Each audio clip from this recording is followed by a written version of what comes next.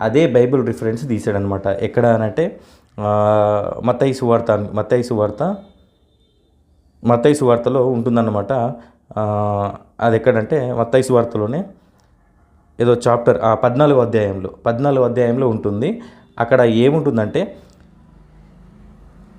వారంతా ఆశ్చర్యపడి ఈ జ్ఞానమును ఈ అద్భుతములను ఇతనికి ఎక్కడి నుంచి వచ్చినవి, యేసుకి ఇంత జ్ఞానం ఎక్కడి నుంచి వచ్చింది, ఇతను వడ్లవాని కుమారుడు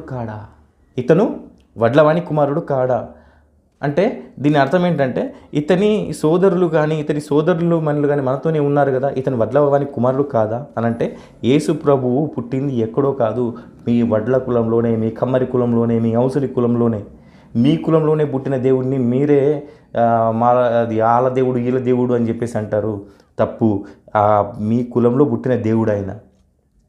మీరెంతటి అదృష్టవంతులో తెలుసా?